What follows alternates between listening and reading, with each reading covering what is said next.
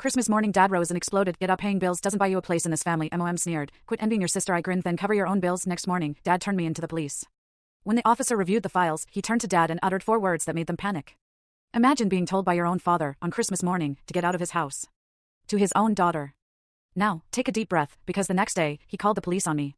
Can you even believe it? You know, Christmas morning in Cedar Falls always looked prettier from the outside. From the road, my parents' little brick house, nestled at the end of a quiet cul-de-sac, it always seemed so peaceful.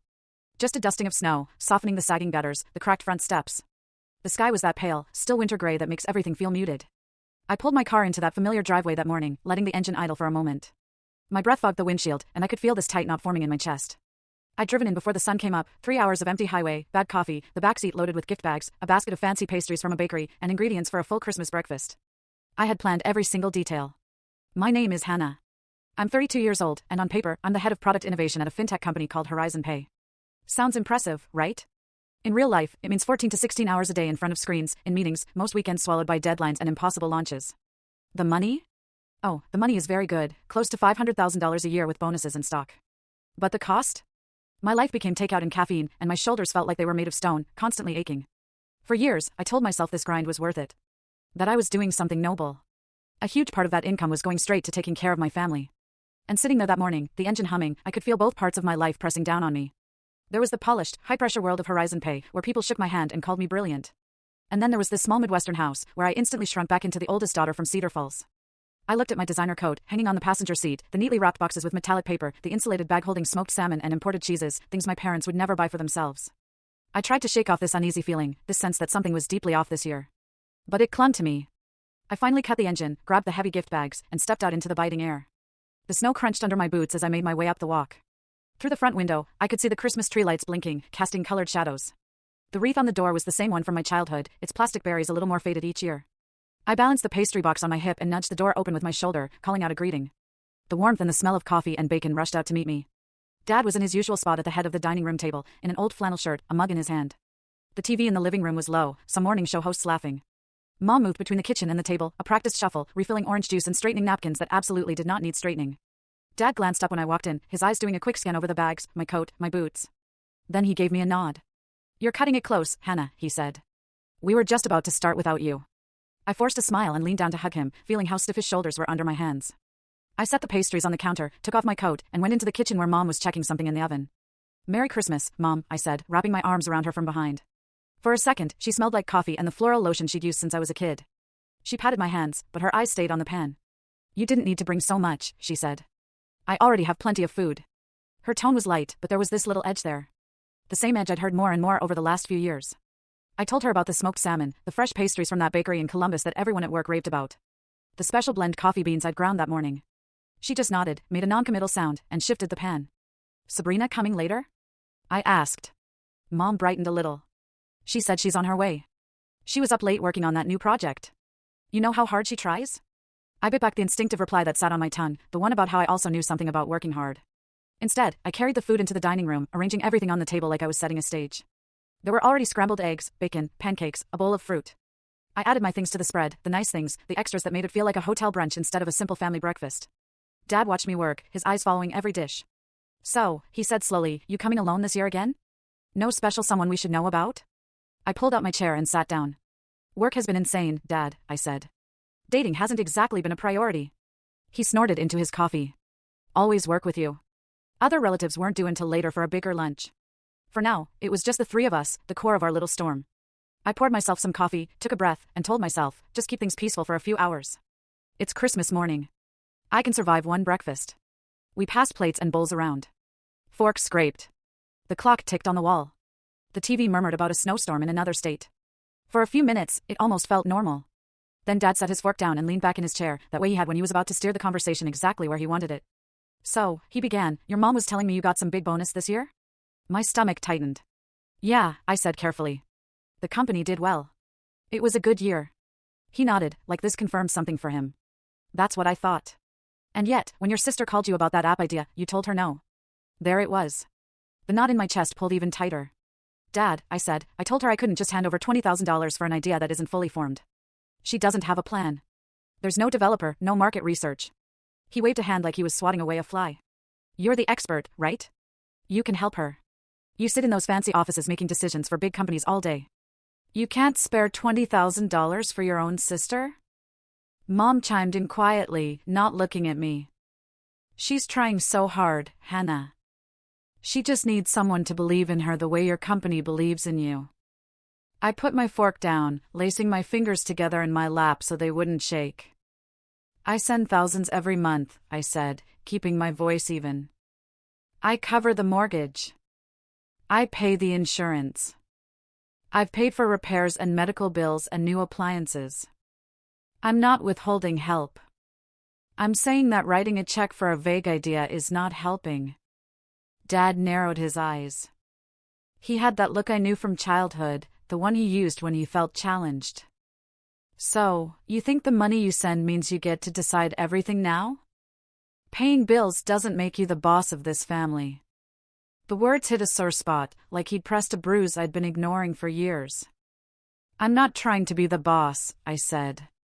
I'm trying to be responsible. You know what it sounds like, he said, his voice getting louder. It sounds like you want credit. You want everyone to clap for you because you send money. Family doesn't work like that. Mom finally looked up at me, her mouth a thin line. You've always been so competitive with your sister, she said. She doesn't have what you have, Hannah. You don't have to rub it in by making her beg.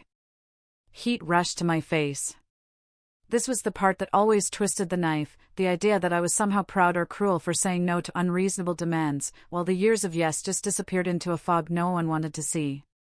I took a breath and tried one last time. I'm not competing with anyone, Mom. I'm exhausted. I work every single day, long hours, so that I can take care of myself and still take care of you. I've sent close to $400,000 over the last 8 years. I've skipped vacations. I've put off buying a home of my own. I've let my life shrink so yours could be easier. I am allowed to say no sometimes. For a moment, there was silence.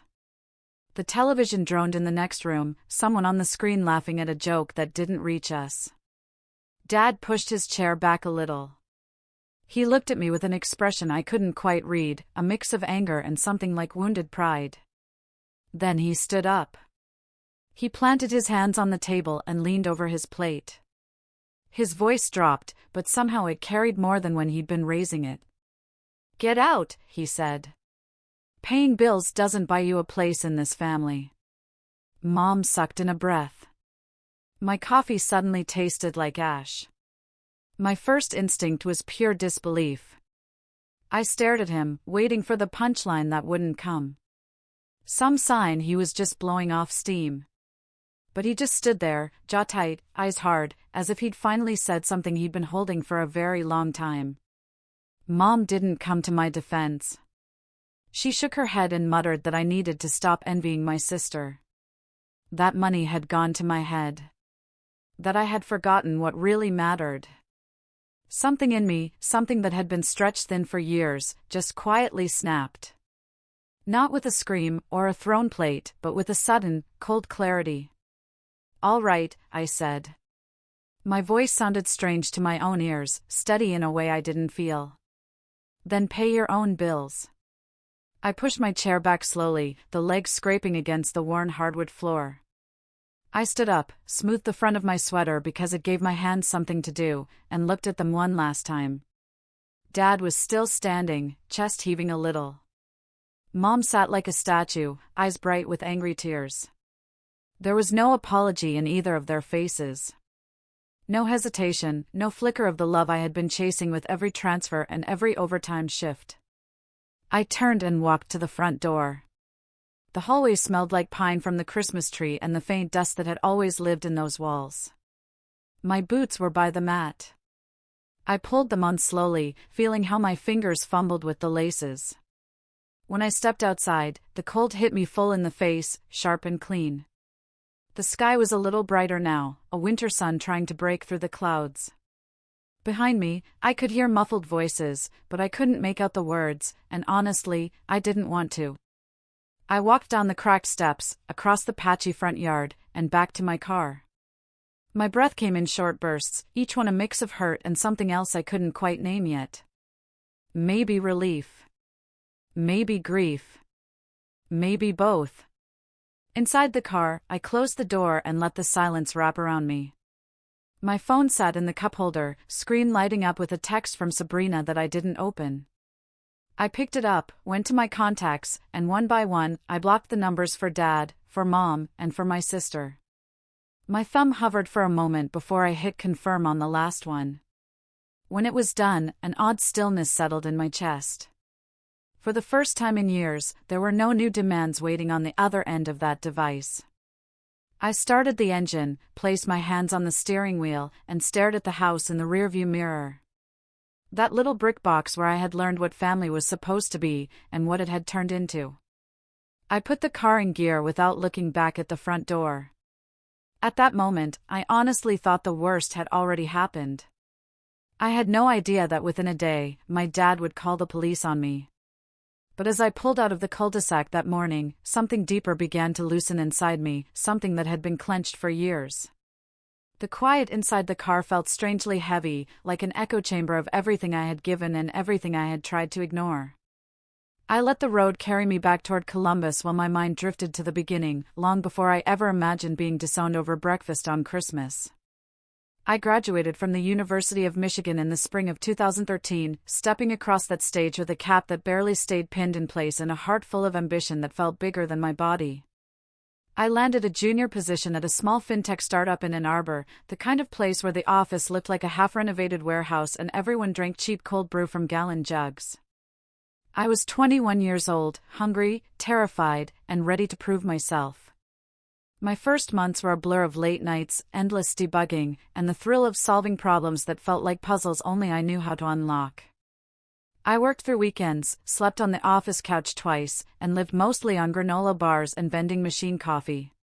It wasn't glamorous, but it lit something in me. Something that whispered, "You can make a real life out of this." By 2016, I'd moved to Columbus to join Horizon Pay, which at the time was still fighting to be noticed. I started as an entry-level product analyst, happy just to have a desk that didn't wobble and a team that spoke in acronyms I could only pretend to understand. I pushed myself so hard those first years that looking back now, I can barely tell where one project ended and the next began. Around that same time, my parents' finances hit a rough patch. Dad had retired earlier than planned after a shoulder injury, and Mom's hours at the dental clinic fluctuated. I remember Dad calling one night, his voice gruff but edged with embarrassment as he talked about overdue mortgage statements and medical bills stacking up. I told him I could help. It felt like the right thing to do. I was making enough to get by, and helping them seemed simple compared to the stress of work. Then the simple help grew. By the fall of 2016, I was sending them a regular amount each month, somewhere between $3,800 and $4,200. Mortgage, car insurance, home repairs, prescription refills, gas money, small emergencies that cropped up at the worst possible times. By 2020, when I was promoted to head of product innovation, my salary and bonuses had climbed close to $500,000 a year. People congratulated me like I had climbed some impossible mountain. But the truth was, I didn't feel rich. I felt like someone trying to hold up two lives with one pair of hands. Every month, I wired the money. Every month, they accepted it with a thank you that grew shorter and shorter until it became an expected routine, almost silent. By the time 8 years passed, the total had drifted just under $400,000. I never kept a spreadsheet for it. Didn't add it up until much later. I just kept giving because I believed that's what a good daughter does. I thought of it as honoring them. Gratitude for everything they had done when I was younger. I convinced myself that kindness, when given freely enough, would eventually be seen and appreciated. That it would build connections. That it would soften old wounds I never talked about. But somewhere along the line, what I meant as generosity turned into obligation in their eyes. The tone changed. The words changed. The expectations hardened into something I didn't know how to push back against. Sabrina, 3 years younger than me and always the dreamer of the family, was the first to twist the knife, without even meaning to.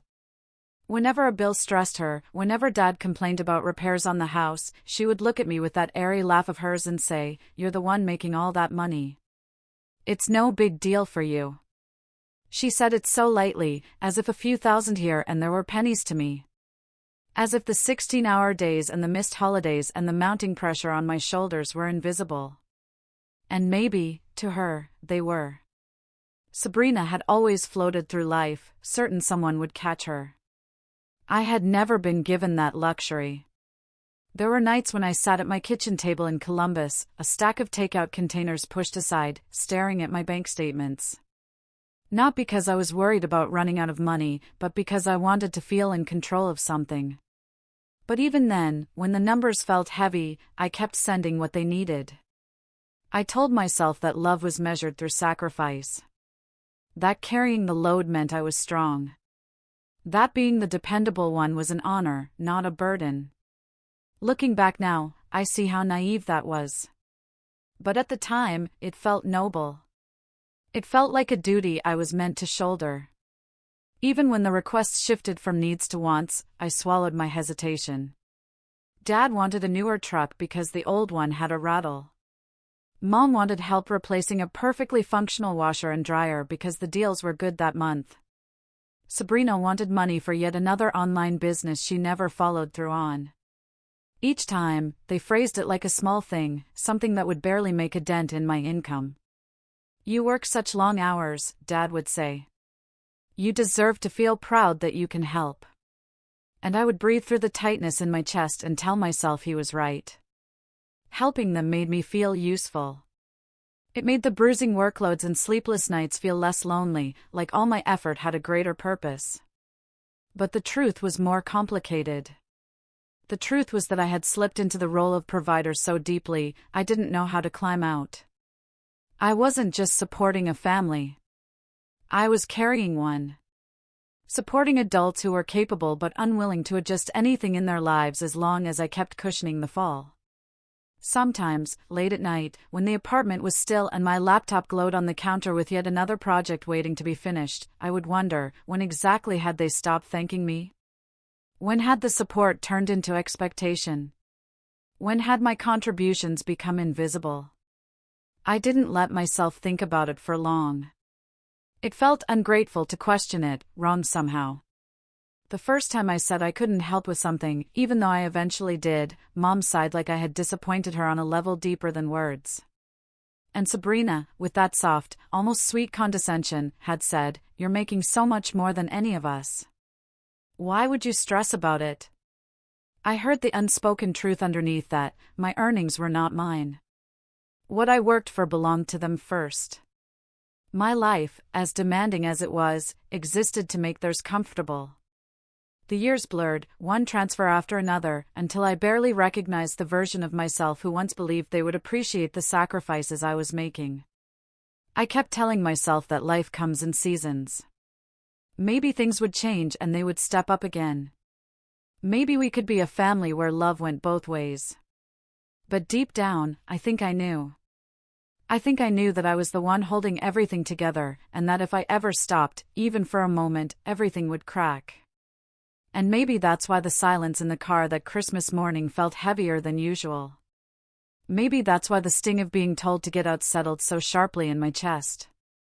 It wasn't just the words. It was the years behind them. The years when I tried to earn a place in a family that had already decided my role for me. Somewhere along the highway that Christmas morning, with snow starting to drift across the lanes and my phone blessedly quiet for the first time in ages, I finally allowed myself to wonder what would happen if I stopped carrying the top weight. I didn't know then that I would soon find out in a way I never expected. That single thought stayed with me as I drove back toward Columbus, the road stretching quiet and pale under the winter sky. Something in me felt unsettled, the way a room feels after someone has slammed a door. It took me back to another uneasiness, one that had begun years earlier, long before Christmas morning exploded the way it did. In early 2022, Dad started texting me with a kind of urgency he had never used before. The first few messages were simple: "The water heater is shot." The roof is leaking again. The truck needs a new transmission. Each request arrived with a tone that suggested disaster would strike if I didn't act immediately. I remember sitting at my desk at Horizon Pay, during one of those endless strategy meetings, glancing down at my phone to see Dad's message about a furnace issue, followed by Mom's reassurance that Dad was only trying to secure our future. She told me he was planning ahead so the family would be stable. Her words wrapped the pressure in soft fabric, but the pressure still felt the same. I kept sending the money. But something about the rhythm of those requests began to feel off. They came too close together.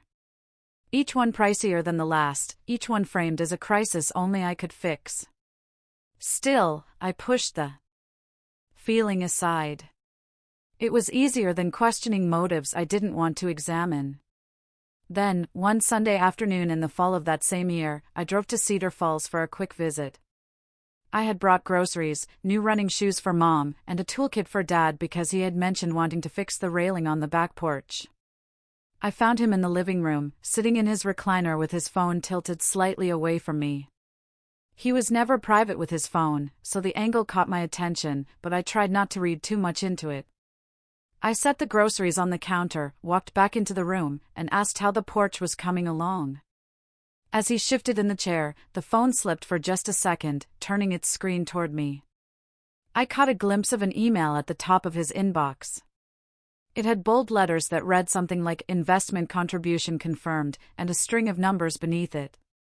It blinked into my sight for barely a heartbeat before he snatched the phone closer to his chest, like a teenager caught hiding something. "This is not your business," he snapped without looking at me. His voice had a defensive edge I'd rarely heard from him. I stepped back a little, hands raised, more confused than angry. I said that I wasn't trying to pry, that the email just flashed in front of me. He muttered something under his breath and stood up, leaving the room entirely. Mom brushed past me a minute later with folded laundry in her arms, saying softly that he was working on something big, and I should trust him. She said he was preparing for the future of the family and that it was good for all of us. The uneasiness in my stomach twisted a little. I asked her what he was investing in. She gave me a gentle smile and said that Dad knew what he was doing, that I should have more faith and stop worrying. I almost laughed at the irony of being told to stop worrying when I was the one funding most of their stability, but I swallowed it and helped her fold towels instead. Later that evening, Sabrina stopped by wearing a bright red sweater and talking a mile a minute about some new opportunity. She said Dad had heard about. "Dad is finally stepping into his genius," she said. "People never get ahead by playing things safe."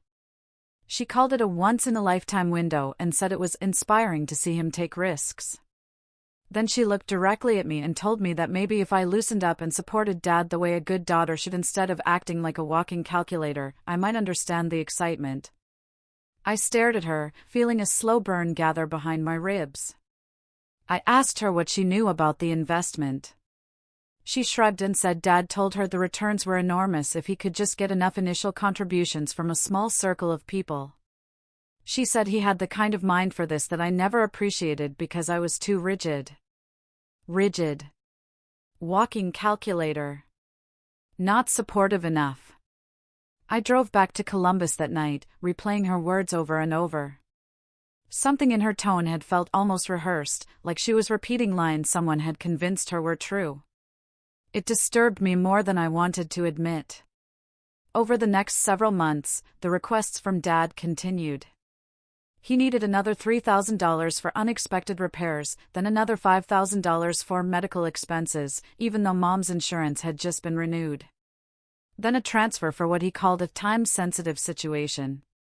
Whenever I asked questions, he grew short with me.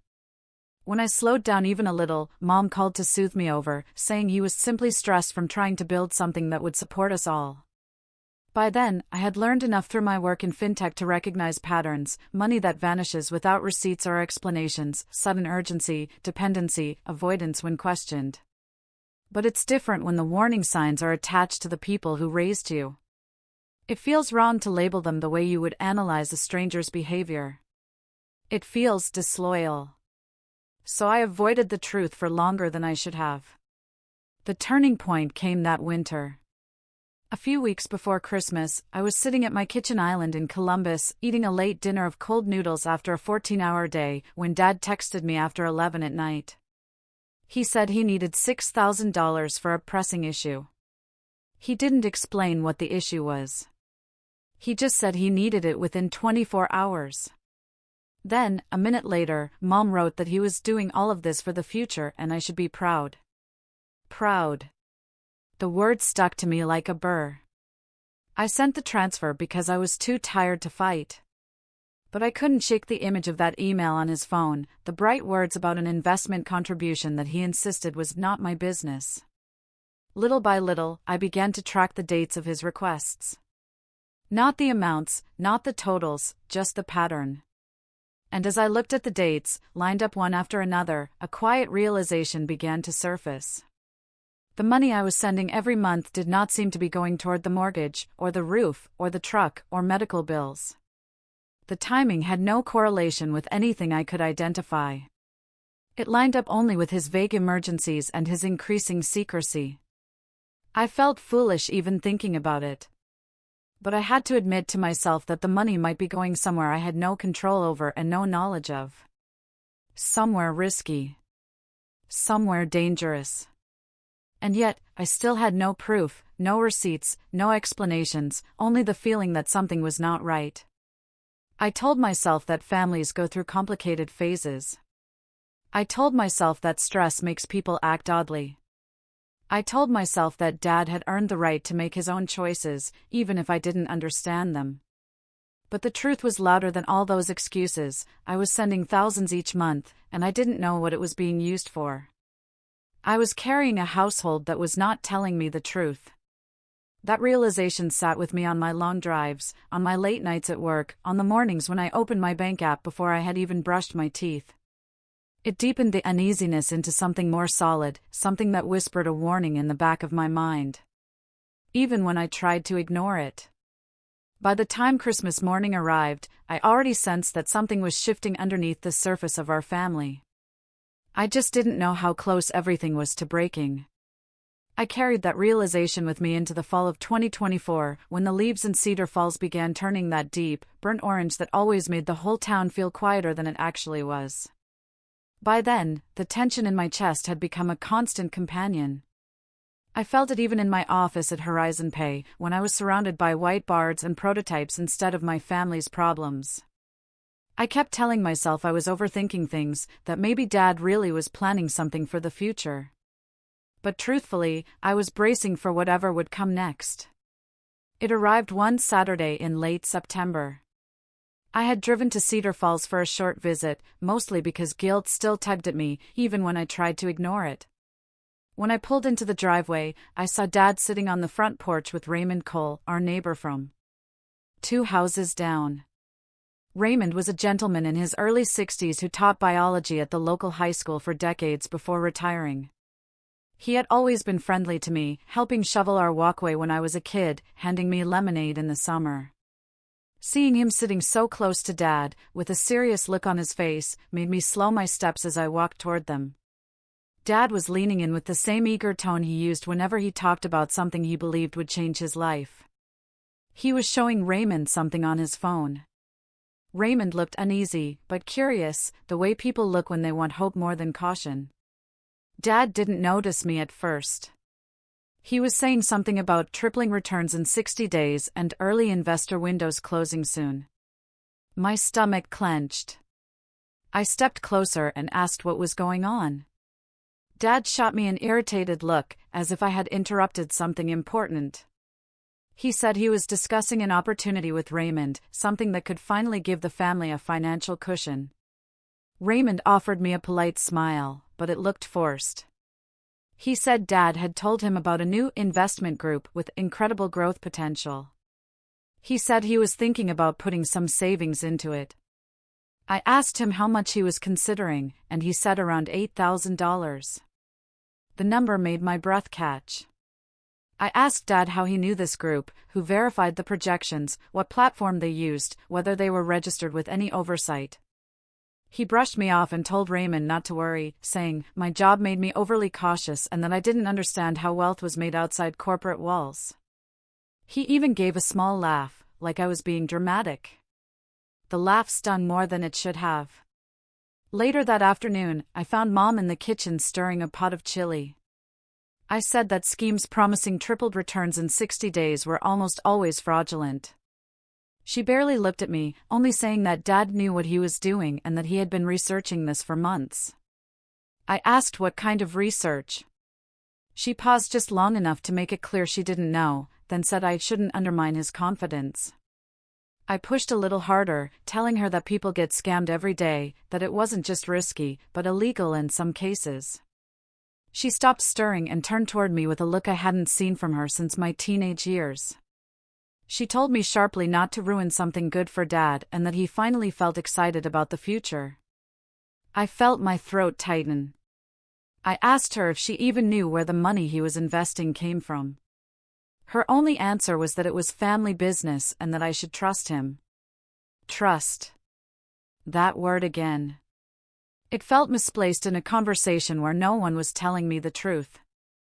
Before I left that evening, Sabrina stopped by with a big smile, leaning against the counter like she was the host of some financial talk show. She said Dad had been sharing his plans with her and that he had a brilliant mind for spotting opportunities. She said I was trying to clip his wings because I was jealous of how close they had become over this project. I asked her if she knew anything about the details of the investment. She said no, but that the numbers spoke for themselves. She said people who think small miss the wave. I drove back to Columbus with a heavy feeling, one that settled deeper with each passing mile. I wanted so badly to believe Dad was simply chasing something optimistic. But hope doesn't erase math, and nothing about this sounded real. 2 weeks later, I received a call from Raymond. His voice shook slightly. He said he'd put in the $8,000 and now couldn't reach the investor portal at all. He asked if I had a minute to look at something. I pulled my laptop onto the kitchen island while he spoke. He forwarded me screenshots. My heart sank. They were classic signs of a fraudulent operation: no disclosures, no legal documentation, no contact information beyond a generic email address. The projected returns were numbers no legitimate investment would promise. I told him to contact the Economic Crimes Unit immediately. He hesitated, not wanting to get Dad in trouble. I told him this wasn't about Dad, but about protecting his savings. The next day, he filed a report. A week after that, an investigator from the Economic Crimes Unit called me, asking if I was aware of any financial activity involving my family. The tone was formal, but probing. I told him I only knew enough to be worried. He said the report mentioned Dad's name as someone who encouraged the investment. They were opening a case, but lacked enough data to move forward. They needed more evidence. He asked if I would notify them if I found anything unusual. I said yes, even though the agreement left me feeling uneasy. I hung up and sat in silence at my kitchen table. It was the first moment I allowed myself to admit what I had been avoiding. The money I had been sending for 8 years was not going where I thought it was. And Dad was not just investing, he was recruiting. I drove to Cedar Falls the following weekend, hoping to talk to Mom calmly, hoping she would see what was happening. I sat across from her in the living room, telling her everything I'd learned from Raymond, telling her that the police were now involved. She crossed her arms and said Raymond misunderstood. She said Dad had everything under control. When I said police units don't open cases without cause, her voice tightened. She told me Dad was trying to build something meaningful and that I needed to stop sabotaging him. She said I was the negative one, the one who always doubted them. I felt something in my chest crack a little. I told her that I was worried that this could pull the whole family down. She looked away and said it was time I stopped acting like the only responsible adult in the house. There it was. The illusion I had carried for years, shattered in 7 seconds. On the drive home that night, the highway felt darker than usual. The kind of darkness that reflects what you don't want to see. I kept replaying everything, the secrecy, the evasions, the way Mom and Sabrina defended him without understanding a single detail, the way Dad reacted when I asked questions, the way Raymond's voice trembled when he told me he had lost his savings. For the first time, I wasn't just uneasy. I was afraid. Afraid that I had been fueling something far bigger than a family misunderstanding. Afraid that I had unknowingly bankrolled a disaster. By the time Columbus came into view, I finally admitted the truth to myself. I had not just been supporting my parents. I had been keeping alive a recklessness that threatened to swallow all of us whole. And now, with an investigation stirring and neighbors losing money and Dad pulling more people in, I could feel it gathering speed. The fear settled deeper inside me as I parked that night. It stayed with me through the fall, through the early snowfalls in Columbus, through the endless meetings at Horizon Pay, where my mind drifted again and again to Cedar Falls. By the time Christmas approached, I felt like I was holding my breath without knowing why. Still, I told myself I could handle one holiday. Breakfast. I could show up, bring gifts, keep the peace, and get through it the way I always had. I clung to that thought. Even though something in my gut was already warning me that nothing about this Christmas would be normal. I woke early on Christmas morning, before the sky even hinted at dawn. I moved around my apartment, packing things into the back seat of my car. There were wrapped boxes tied with gold ribbon, a basket containing smoked salmon and fresh pastries, bottles of maple syrup from a small shop in Columbus, and a soft wool sweater I'd picked up for Mom in early December. I wanted the morning to feel warm, even if the year leading up to it had been anything but. The drive to Cedar Falls felt longer than usual. Snow lined the roads in thick white banks, and the air outside had the kind of cold that makes everything brittle. When I turned into my parents' neighborhood, the Christmas lights on the houses glowed faintly through the haze of frost. I parked in the same place I had parked every year since college, grabbed the gifts, and walked toward the front steps, feeling both exhausted and strangely hopeful. Inside the house smelled like bacon and cinnamon. The tree in the living room blinked softly, and holiday music played low from the kitchen. For a few minutes, it almost felt normal. As I unpacked the pastries and set them on the table, Mom thanked me absently while adjusting a plate of pancakes. Dad sat at the head of the table with his coffee, watching me like he was waiting for something. I tried to ignore the way my pulse jumped when I looked at him. Then Sabrina walked in through the front door, stamping snow off her boots. She kissed Mom on the cheek, hugged Dad, and glanced at me with a smile that was too bright for the hour. She held a folder in her hand, the edges bristling with color-coded tabs. "Perfect timing," she said. "I want to show you both something." I felt a familiar weariness rise from somewhere deep. She laid the folder on the dining table, opened it with a dramatic flourish, and announced that she had put together a pitch deck for her fitness app. She had chosen a name, designed a logo, and typed up a description in a bold font. There were screenshots of mock-ups she had built using a free online template. She talked fast, explaining her vision as if it were already breaking into the market. Dad leaned forward, puffed with pride. "This is what I'm talking about," he said. "This is real potential. Your sister is chasing something meaningful. She just needs someone to back her." Then his eyes moved to me, steady and expectant. I opened the folder and scanned a few pages. The app didn't have a defined audience. The revenue model was wishful thinking at best. The market research was a single paragraph copied from a wellness blog. I set the folder down gently. "Sabrina," I said, "this is a start, but it's not ready for investment. There's no plan here, no development team, no timeline, no budget. You can't ask for $20,000 without even the basics." Her expression tightened. "So you're saying no again?" I breathed out slowly. "I'm saying you need more preparation. I'm not funding something that isn't built. You need to do the work first." To my surprise, it was Dad who reacted first. His coffee mug hit the table hard enough to slosh liquid over the sides. He glared at me like I had insulted him, not Sabrina. "There you are again," he said. "Kill her dreams because you think you know better.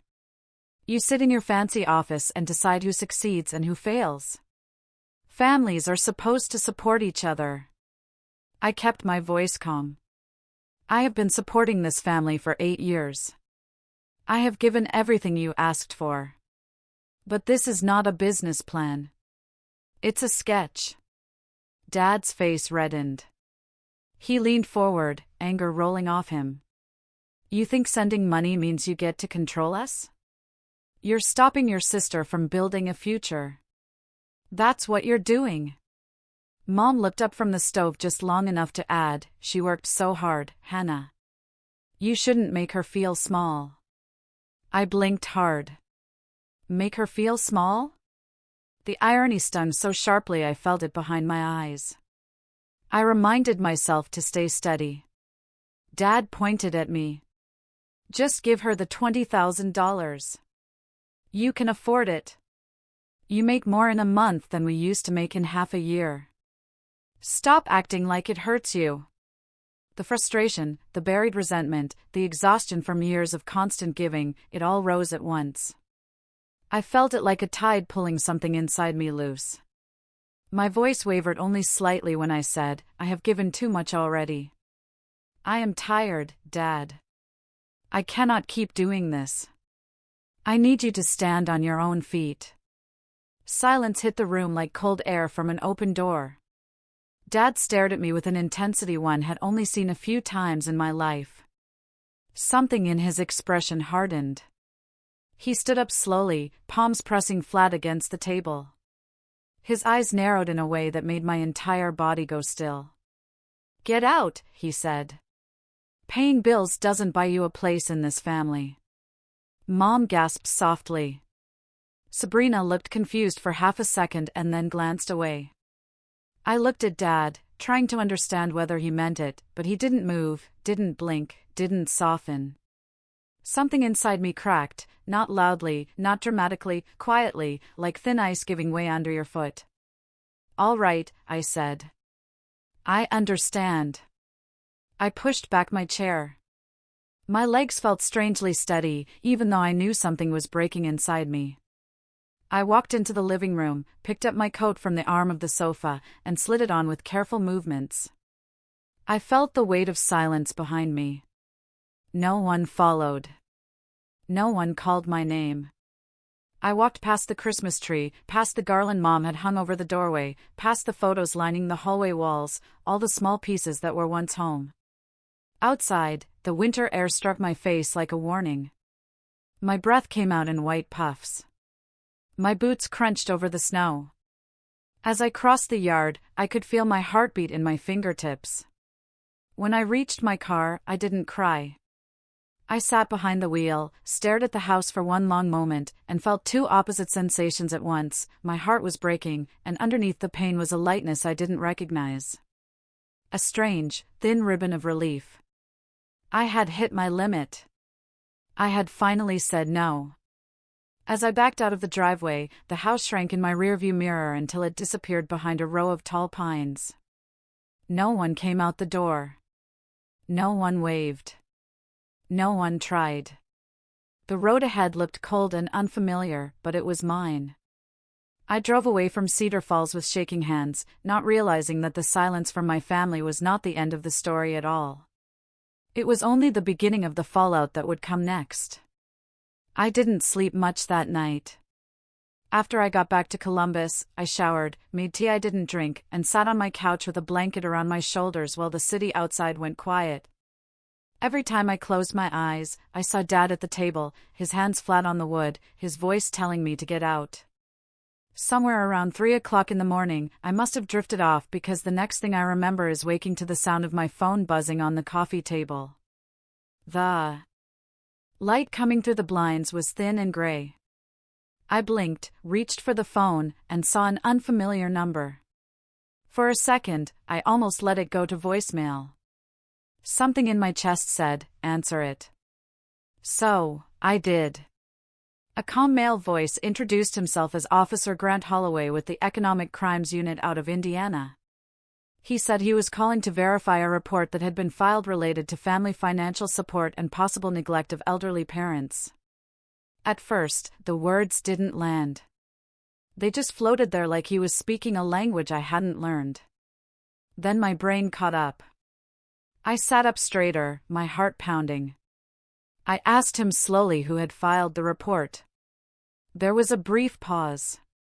Then he said that my father, Robert Mercer, had contacted local law enforcement, who then passed information along regarding potential financial exploitation.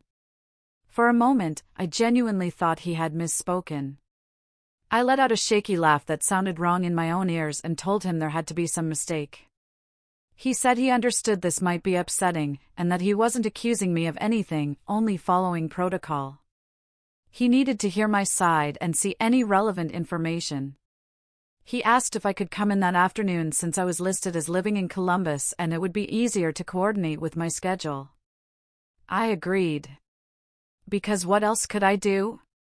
When I hung up, the room felt tilted. I sat there staring at the blank television screen, my phone still in my hand, the word exploitation echoing in my head.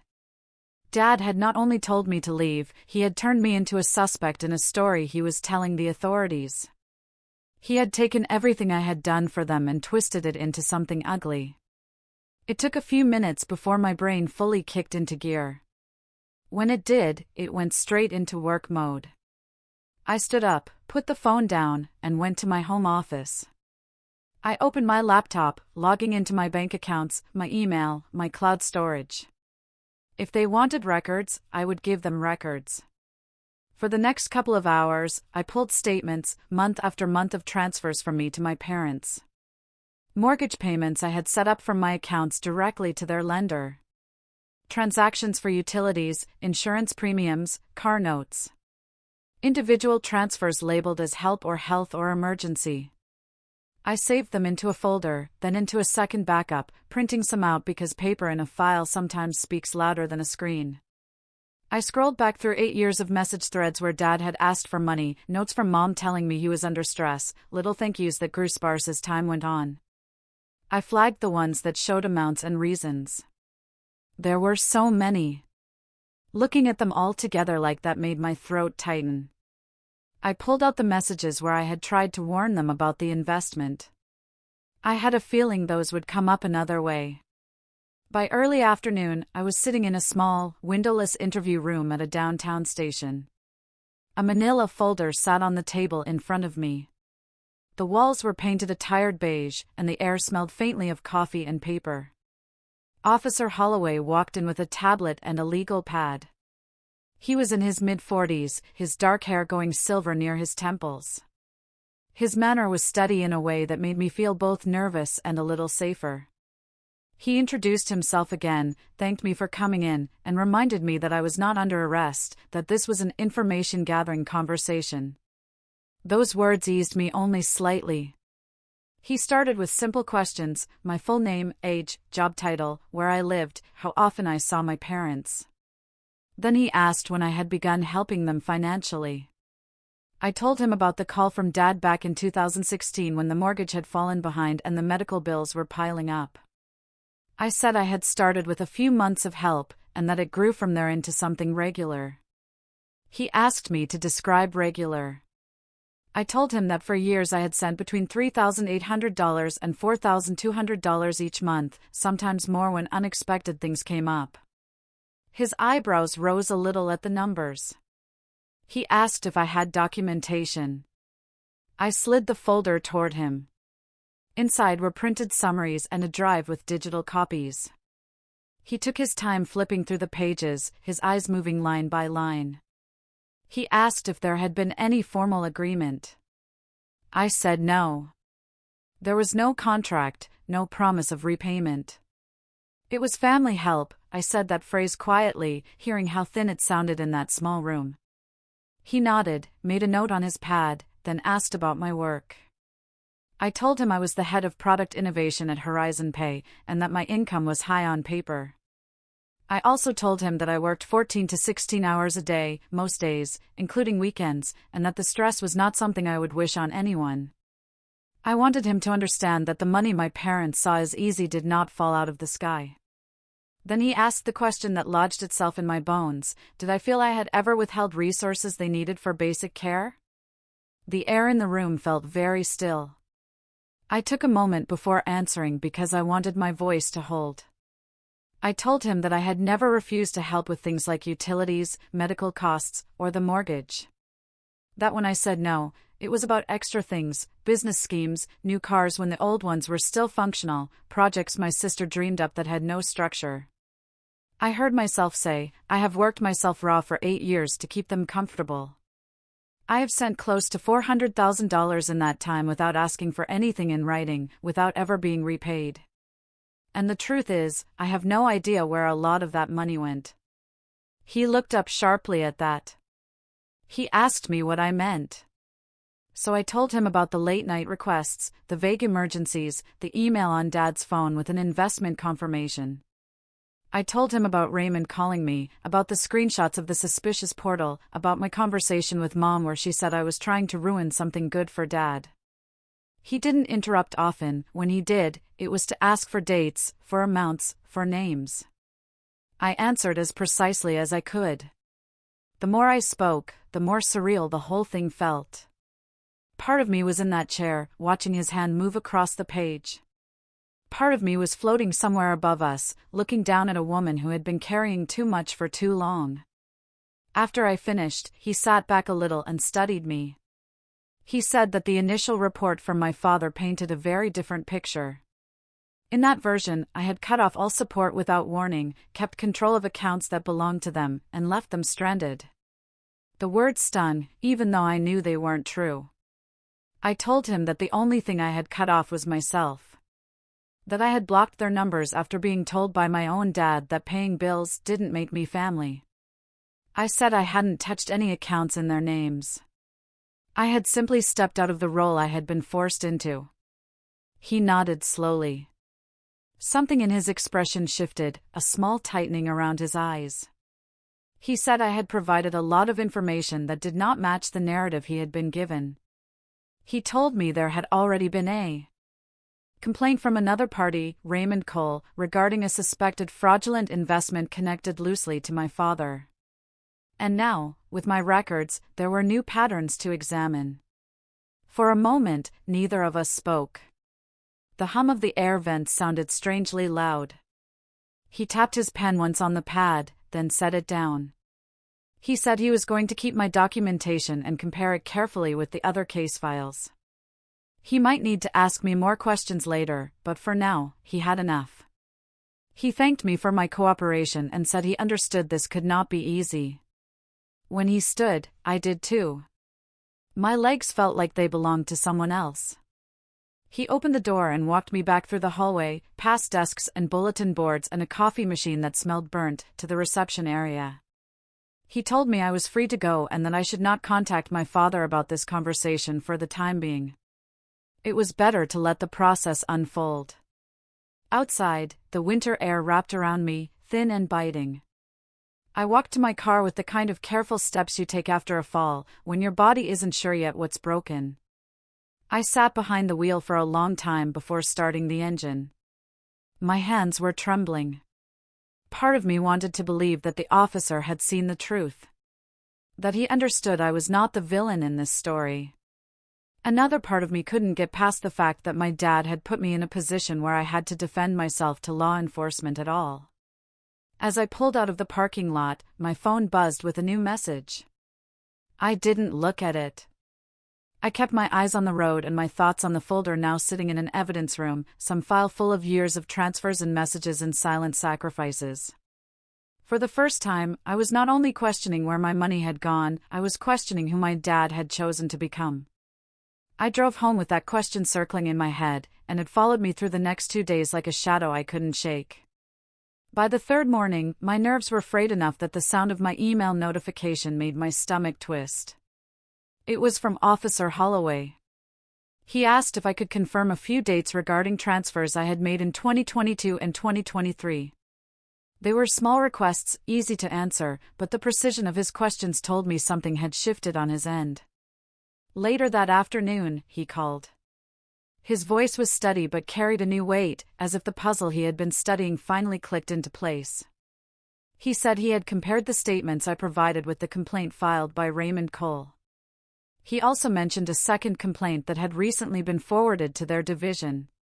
Without giving me names, he said both involved the same investment portal Dad had shown me, and the timelines and amounts overlapped almost perfectly with the transfers I had made to my parents. Money leaves my account, goes into my parents' account, then into the portal tied to the scam. After that, small commission payments trickled back to Dad. Hearing it stated plainly made something in my chest pull tight. I hadn't been paranoid or overthinking, the pattern was there, undeniable. He said the unit now had reasonable suspicion to expand the investigation.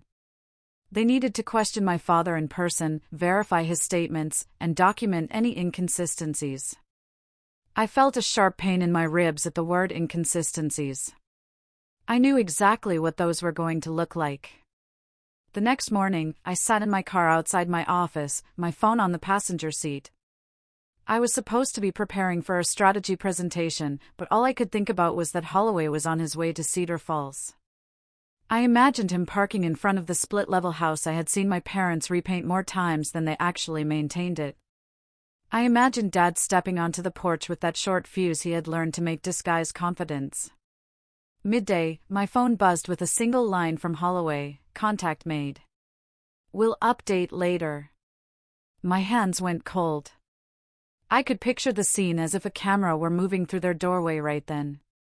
He told me later what happened, but even as he described it, I could see it clearly. He pulled up at the house, walked up the front path, and before he knocked, the door opened. Dad stood there like he had been waiting to play the role of the injured party. He puffed out his chest and said something loud enough for the neighbors to hear, probably that he was glad someone was finally taking his complaint seriously. Probably that daughters these days had no respect. But whatever he expected, it was not what came next. Holloway identified himself and asked if he could come in to ask a few questions regarding financial activity.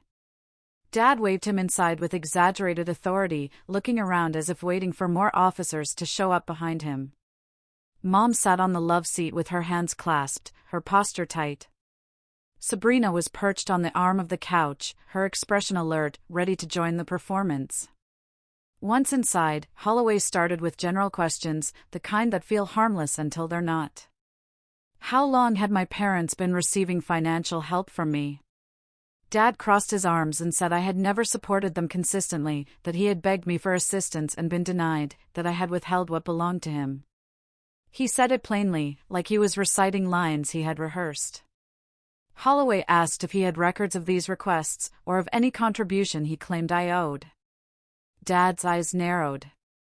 He muttered something about daughters not needing receipts to treat their parents right. Sabrina chimed in that I made $500,000 a year and could easily afford to help if I cared. Holloway noted that, then asked Sabrina if she had ever repaid any of the support she had received over the years. Her mouth opened, closed again. Then she said it was irrelevant. He asked Dad to explain the deposits that had entered his account from mine. Dad said those were rare and insufficient. Then Holloway asked about the transfers from Dad's account into the investment portal linked to the scams reported by the neighbors. The room shifted. Dad's eyebrows twitched. He laughed stiffly and said it was a misunderstanding. He said he had only put in small amounts, that he had been told it was a high return opportunity and he had every right to invest the money his daughter refused to provide. It made no sense, even on the surface. Sabrina tried to jump in, saying she had seen Dad's numbers and that everything was legitimate. Her voice had that familiar edge, the one she used when she wanted to sound smarter than she was. Holloway asked her if she had invested as well. She hesitated just slightly, then said no, but she had planned to once the prototype for her app was complete. It was unraveling in slow motion. The more they tried to explain, the thinner their story became. Holloway asked Dad to clarify why his statements contradicted the records I had submitted. Dad grew agitated, raising his voice. He pointed toward the door, as if I might appear there to defend myself, and insisted that I had been withholding funds. He said he knew I made enough to take care of them properly. Holloway asked him again where the money I had already sent had gone. Dad snapped back with something about business opportunities and protecting the family's future. It was almost the same line he had used on me, but this time it collapsed under the weight of evidence. He couldn't give dates, couldn't explain the amounts, couldn't reconcile the commission payments that had come back into his account. Mom finally spoke. Her voice was small, but it had a tremor running under it. She asked why the officer had mentioned other people. She asked what neighbors had to do with any of this. When Holloway said the name Raymond, she winced slightly, like a crack had opened in the foundation she was standing on. She asked if this was serious. He told her calmly that it was. The living room went still. Sabrina looked at Mom, then back at the officer, confusion flickering over her face. Dad's jaw flexed, and for the first time, he didn't have a quick answer ready. His confidence faltered. Holloway closed his notebook. He told Dad he needed to step outside so they could speak privately. He said the conversation involved ongoing investigation details and it could not continue in the presence of others. For a moment, Dad didn't move. Then he stood with a stiffness that made the air in the room tighten. He walked toward the door, each step heavier than the last, like he could feel the weight of the scrutiny that had finally reached him. When the door closed behind them and the cold winter light spilled across the carpet, something shifted in the house on Maple Ridge Drive. The story they had been telling themselves for years no longer held. And whether they admitted it out loud yet or not, everything that followed would be shaped by what was said on that front lawn. What was said on that front lawn did not reach me in real time. I didn't stand behind the curtains and watch the scene unfold. I pieced it together later from two different sources, from the careful report that Officer Holloway gave me, and from the more raw version my Aunt Marlene shared when she called that night, her voice still unsteady from what she had seen. The afternoon had happened. I was at my apartment in Columbus, sitting at my kitchen table with my work laptop open, pretending to focus on a product roadmap while my mind drifted 100 miles away. The winter light outside was thin and colorless. I kept glancing at my phone, half expecting it to ring with some new twist. When it stayed silent, the silence felt heavier, not lighter. At some point, without my knowing it, a patrol car and an unmarked sedan pulled up in front of my parents' house on Maple Ridge Drive. The engines cut off, and the sound of tires on packed snow faded. Curtains twitched in neighboring windows. In small towns like Cedar Falls, unexpected police presence spreads through a street faster than any holiday gossip. Inside the house, Mom and Sabrina sat stiffly on the couch where Holloway had left them. The television was on, but muted, the images of a daytime talk show flickering across their faces. When the front door opened again and cold air swept into the hallway, they rose almost in unison and moved toward the window. Holloway and Dad were standing on the front walk. The officer had his hands relaxed at his sides. Dad had his stuffed into the pockets of his jacket, shoulders hunched, chin jutted out in that defiant way I knew too well. The neighbors across the street, the Coles and the Harpers, had stepped out onto their own porches. They pretended to adjust decorations, to brush off rails, but everyone was watching. Holloway spoke first, his voice calm, but carrying. He told Dad that based on the financial records, the complaints from two separate households, and the pattern of transfers, the unit needed to treat him as a subject in an active investigation. He used the kind of measured language that comes with training, but the meaning was clear enough that even distant ears could understand. Then he said the 4 words that would echo around that cul-de-sac for weeks: "You are under investigation." There were no dramatic handcuffs in that moment. No shouting of rights. This wasn't an arrest on a television show. It was something quieter, and in its own way, harsher. It was the official stripping away of the story Dad had been telling about being the victim. According to Marlene, who had pulled her car to the curb just in time to see it, Dad went pale for a heartbeat. Then his face flushed deep red. He pointed angrily toward the house, toward the window where he knew Mom and Sabrina were standing, and he raised his voice so that half the block could hear. "This is your fault," he told Holloway. And by your, he meant me. Even though I wasn't there. My daughter did this. She's been trying to destroy this family for years. She twisted things. She made me look like a criminal. Hearing that secondhand still made my stomach clench. It wasn't enough for him to deny his own choices.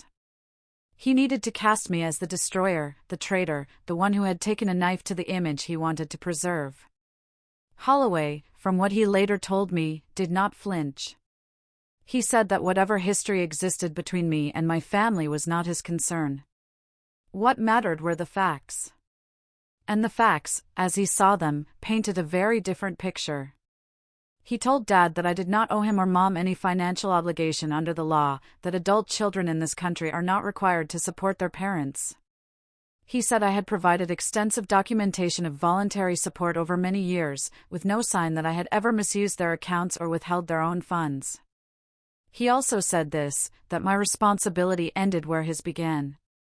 But while I didn't owe Dad anything, Dad did have a responsibility to answer for the money he had accepted from neighbors and friends. Money he had funneled into an unlicensed investment structure with promises of tripled returns in 60 days. Money that had already vanished for at least 2 families. Aunt Marlene said she could see Mom through the window when those words carried up the walk. Mom's hand flew to her mouth. Her shoulders sank. Whatever she had been telling herself about Dad's secret big plan cracked right down the middle. And about the commissions. Marlene said she had known Dad was excited. She had known he talked about recruiting a few people. But she had not known that every time someone else put money in, a little bit came back to him, probably marked as referral bonus or performance incentive or some other friendly name. Hearing the words out loud, hearing that Dad had already been paid while others lost their savings, made something inside her buckle. She pushed open the front door and stepped onto the porch, calling out that this was a misunderstanding, that Dad would never hurt anyone. Her voice cracked halfway through. Holloway turned toward her, his expression not unkind. He told her firmly that this conversation needed to stay between him and my father for the moment. He suggested gently that she go back inside. She did, but not before her eyes filled. Dad then started talking, his words tumbling over one another. He said he had been trying to build something that would finally give his family a comfortable life. He said he had trusted the wrong people, that he was just another victim. He tried to redirect blame, to cloud the trail. He insisted he had only ever used his own funds, that any appearance of my money being involved was a coincidence. Holloway listened. Then he referred to exact dates and amounts. He noted the transfer from my account to Dad's on one day, followed by the transfer to the investment account the next. He mentioned the commission deposits that came back into Dad's account shortly after new participants joined. He said that while some details were still under review, the pattern was enough that he could not ignore it. That was when the fight went out of Dad's posture just a little. His shoulders sagged, barely. His mouth kept moving, but the words began to lose shape. He sounded less like a man in control and more like someone trying to hold on to a story that no longer fit the evidence. Mom stepped out onto the porch then, arms wrapped around herself despite the coat she wore. She asked, her voice thin, if this meant Dad could go to jail. Marlene said she had never heard Mom sound so small. Holloway didn't promise any outcome. He told her that there would be further questioning at the station, that they needed a clearer picture of Dad's role. He reiterated that the investigation was ongoing and that they were still determining whether he was primarily a victim, an active participant, or both. The words hung in the cold air, victim, participant, both. Finally, Holloway told Dad that they were going to escort him to the station for a formal interview. He said it in that carefully neutral tone officers use when they want to prevent things from escalating. Dad looked around, taking in the neighboring eyes, the half-drawn curtains, the way the Harpers and the Coles had pretended to busy themselves shoveling clean sidewalks. He muttered something about this being humiliating. Then, as if he couldn't help himself, he repeated that it was my doing. My betrayal. My choice to take their dirty laundry to strangers.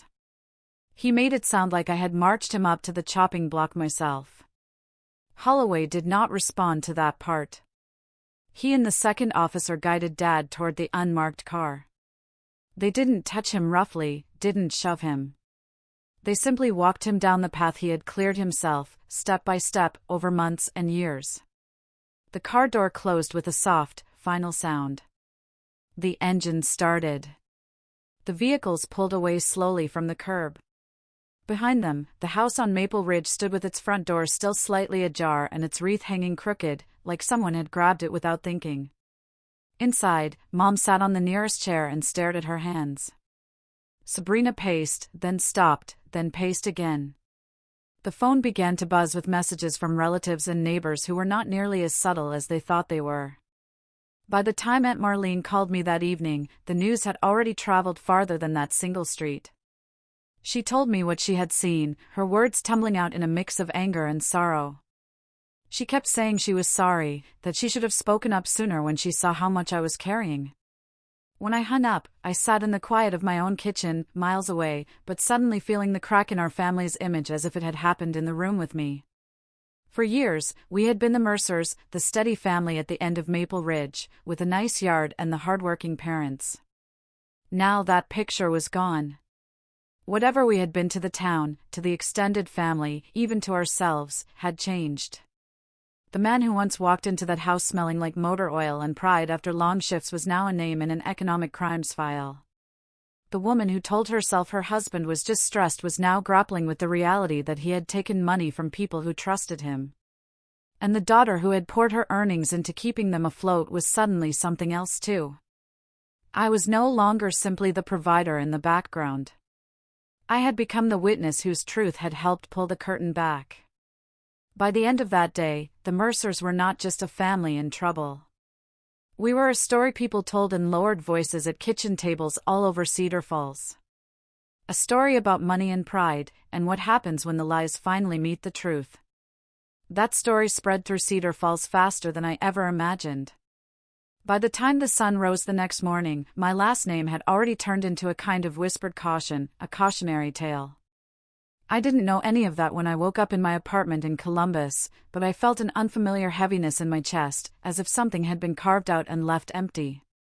Later that afternoon, while I was sorting through product feedback at my kitchen counter, an email notification appeared from the Economic Crimes Unit. My breath caught when I saw Officer Holloway's name. I opened it immediately. His message was concise, written in a tone that felt almost gentle. He confirmed that after reviewing all financial records, statements, and interviews, I was not considered a subject in the case. I was officially categorized as an uninvolved party and, more specifically, as someone who had been financially manipulated by a family member. My eyes blurred at the last part. It was one thing to know deep down that I had been used. It was another thing to see it typed out by an investigator who had no reason to soften the truth. I read the email twice before closing my laptop, pressing my palms against the cool surface, and letting out a breath I felt like I had been holding for 8 years. But relief is a strange feeling. It doesn't land cleanly. It comes tangled with grief, anger, guilt, and a kind of numbness you don't expect. I knew I needed help making sense of all of it. So that week, I booked my first therapy appointment. I found a counselor named Lynn, who had the kind of warm, steady voice that made it easier to let words come out of places I had kept locked away. She listened as I explained the years of support, the exhaustion, the pressure, the guilt. She nodded when I described how love had slowly turned into obligation until I could no longer tell the difference. During our third session, she said something that stayed with me. She told me that survival patterns often look like generosity, that when children grow into the emotional role their parents abandon, they begin to believe that love must be earned through sacrifice. I sat with that for a long time, staring at the tissue in my hand, realizing that for most of my adult life, I had not been giving freely. I had been paying for a seat at a table that never had space for me. That realization made it easier to begin setting boundaries, though easier did not mean painless. Sabrina called me 4 times in one evening. The first voicemail was frantic, her voice shaking. She said she never meant to hurt me, that everything had gotten out of hand, that Dad was just overwhelmed. She said they all missed me and needed me back. The second voicemail was sharper, as if she had convinced herself in those few minutes that she was the injured one. She accused me of abandoning the family when they needed stability. The third was tearful again. The fourth was almost silent. I saved none of them. Mom sent messages, short ones at first, then longer. She said she was sorry I'd been dragged into the investigation. She said she didn't know how bad things had gotten. She said she needed her daughter back. For a moment, I almost replied, the old instinct to fix things tugging at my hand. But then I remembered Lynn's words. Remembered the 8 years of running myself ragged to keep a sinking ship afloat. And I put my phone face down on the table. Some guilt remained.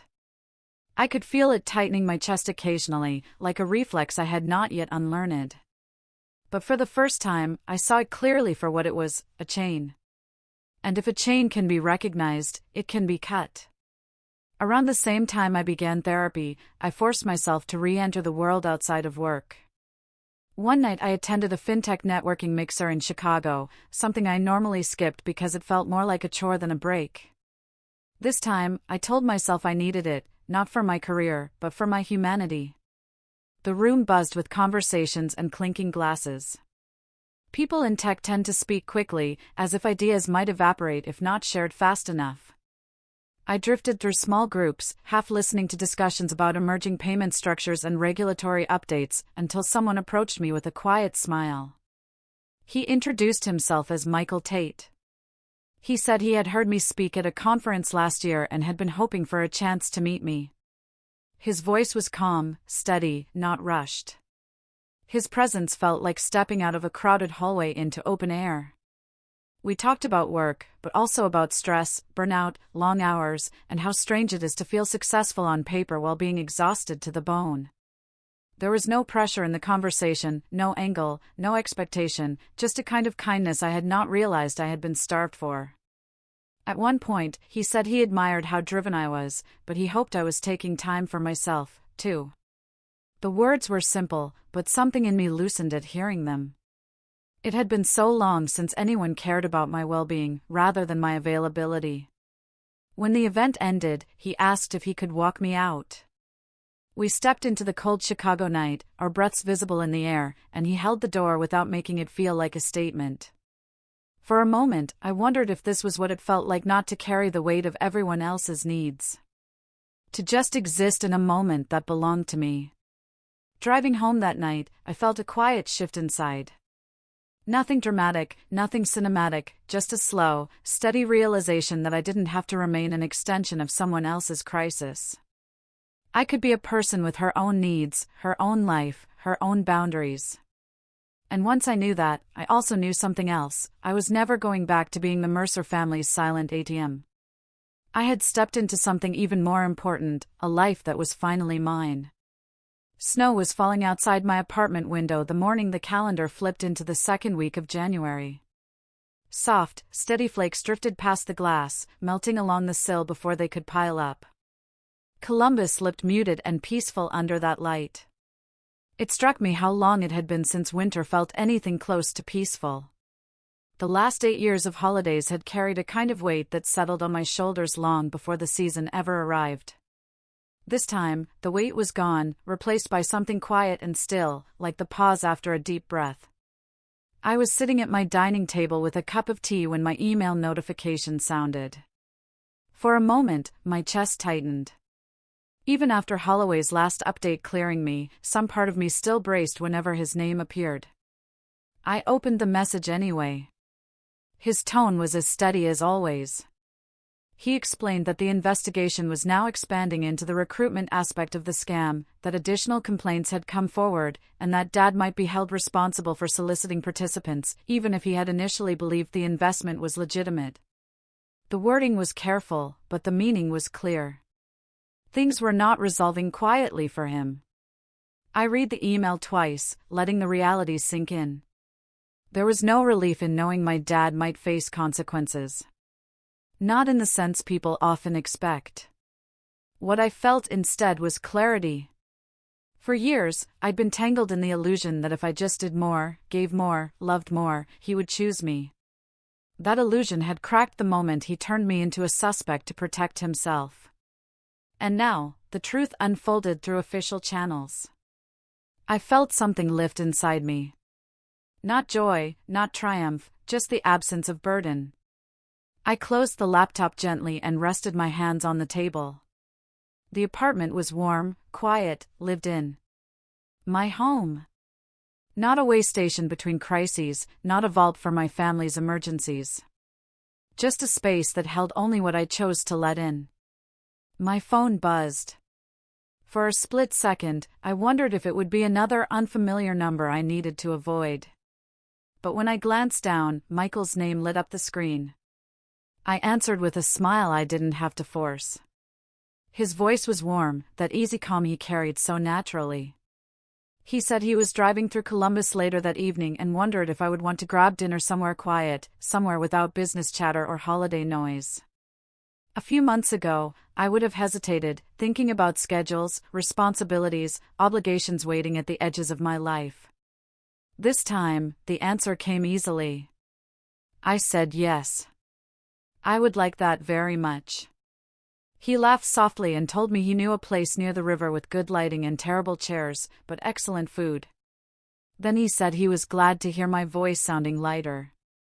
When the call ended, I kept holding the phone for a moment, as if the warmth of his voice lingered in the device itself. I set the phone down and noticed the blocked list icon glowing faintly at the corner of the screen. I tapped it out of instinct.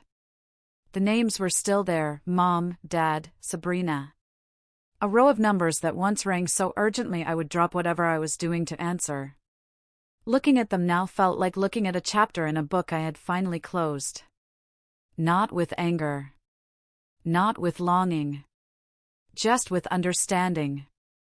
I thought about unblocking one of them. The idea crossed my mind quickly, the way old habits do. But then I remembered that Christmas morning. I remembered Dad's voice telling me paying the bills didn't buy me a place in the family. I remembered Mom whispering that I needed to stop envying my sister. I remembered the cold air on my face as I walked out the door with my pride held together by threads. And I remembered the moment, barely minutes later, when my hands stopped shaking long enough for me to press block. Back then, it felt like a survival reflex. Now, it felt like a choice. A boundary. A beginning. I put the phone down and walked to the window. Snow was still falling, thicker now, drifting in slow spirals. The world outside looked soft, untouched, as if someone had laid a blanket over the whole city. I breathed in deeply, letting the quiet settle into me. For the first time in a long time, my life felt like my own. My work, my time, my heart, my future. Not tied to someone else's crisis or disappointment or need. I thought of the years I spent believing that love meant rescuing everyone but myself.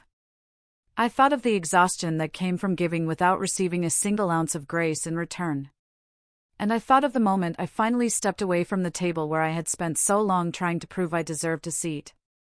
That was the moment I began choosing myself. I walked back to the dining table, grabbed my coat, and got ready to meet someone who saw me as a person rather than a resource. Someone who asked how I was before asking what I could do. It felt strange, but good, like the first warm day after a long winter. Before leaving, I glanced once more at my phone, and the blocked numbers shimmered faintly in the screen's reflection. I smiled, simple and certain. I had blocked my parents' numbers on Christmas. And from that day on, I had never looked back. So, if you've ever been told you were too much or not enough for your own family, remember this: silence can be power, and truth can be your greatest liberation. What about you? Have you ever had to choose yourself over a toxic family dynamic? I'd really love to hear your stories and your thoughts in the comments below.